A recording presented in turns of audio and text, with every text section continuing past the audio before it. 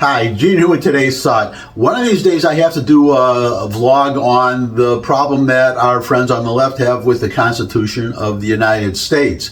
The problem they're having is that the Constitution is, liberalism is antithetical to the Constitution. This is something I will cover in some future vlog, but for today I just want to cover one particular problem that they're having with the Constitution, and that is the Supreme Court, because we have a Supreme Court that sticks to the Constitution, that interprets the Constitution and doesn't just rule the way they want to because of their personal feelings.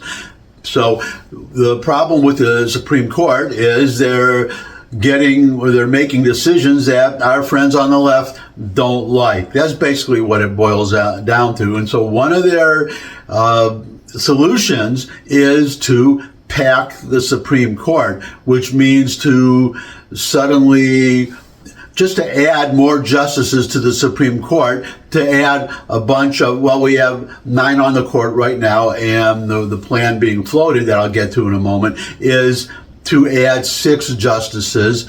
The idea is that you would have 6 liberal justices who would outvote the conservative justices, and then you would have a Supreme Court that you'd have a liberal Supreme Court again. You would have right now it's 6-3 conservatives to liberals on the court, and if you add 6 more justices, then you have a 9-6. Okay, so you have you completely turn it around.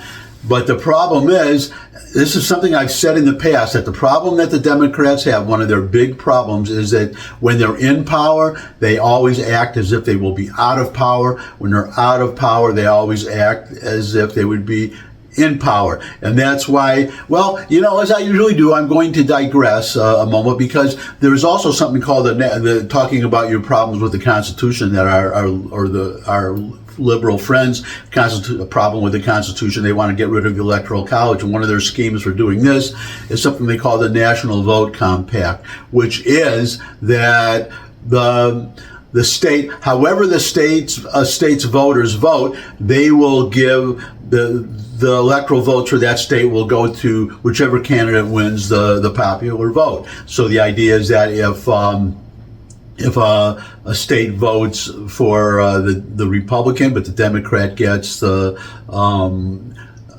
Democrat gets the most votes, the popular votes, then a whole bunch of the state essentially gets disenfranchised, because that state's vote will go to the Democrat. So the problem I have that they don't see is, what if right now you have Donald Trump is going to be doing a rally out of all places, Madison Square Gardens, right in the smack dab in the middle of New York City, and he's appeared in California. These are states where he has no chance that I can see of winning the electoral votes of those states. Why is he doing it? He's doing it to scoosh up the popular vote. The popular vote, because these calls to abolish the Electoral College, the logic behind it is that we've had Republican candidates, mostly, I think entirely maybe in this century or the last few elections,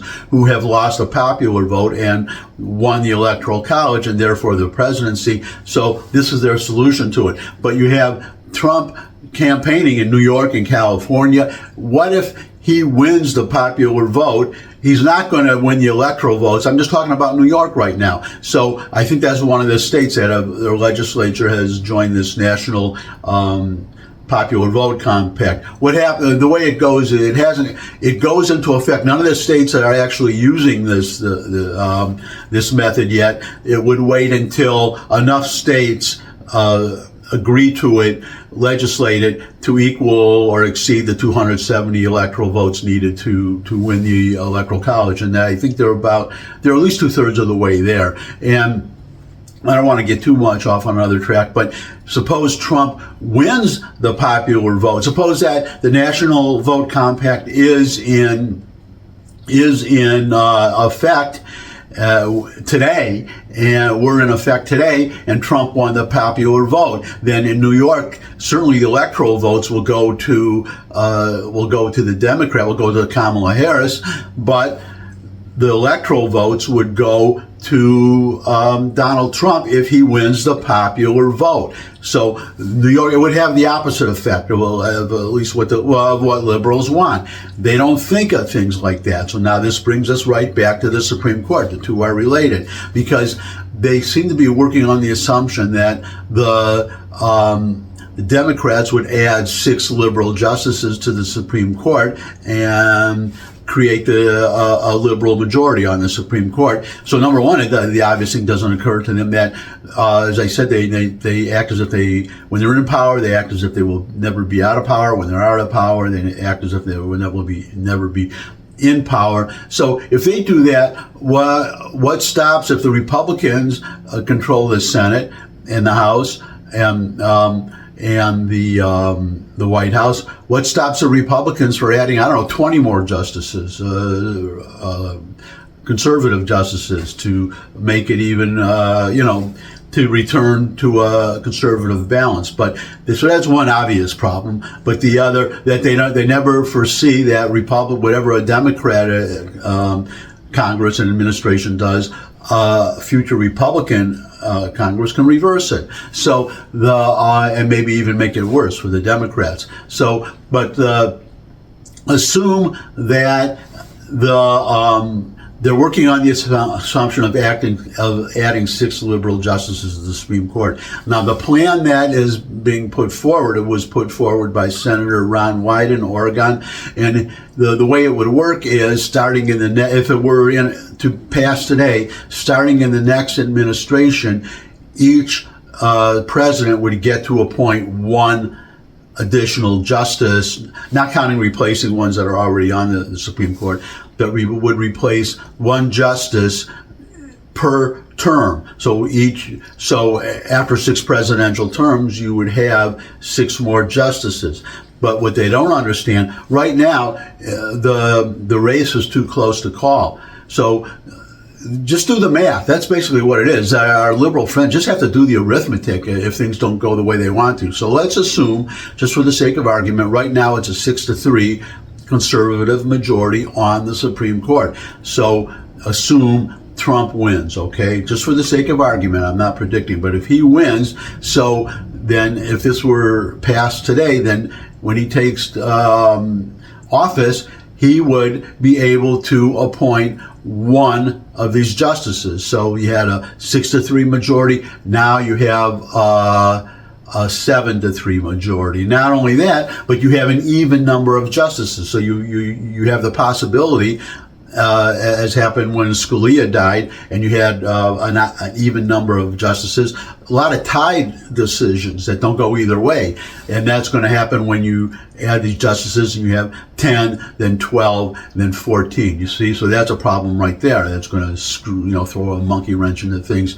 But suppose Trump wins. Okay, so if he does, he appoints a justice, and now what was a 6-3 conservative majority is a 7-3 majority. And I'm not counting if one of the liberal justices retires or dies or something, is out of office, he would get to replace one of those justices too. So now you have a 7-3 majority. Now, next election, J.D. Vance runs, let's say, the next election, a Republican wins, okay? So that Republican wins, that president appoints, and assuming, Republicans control the Congress, that president appoints a justice. So now you have, you've gone from 6-3 to 7-3, and now it's 8-3. Okay, majority.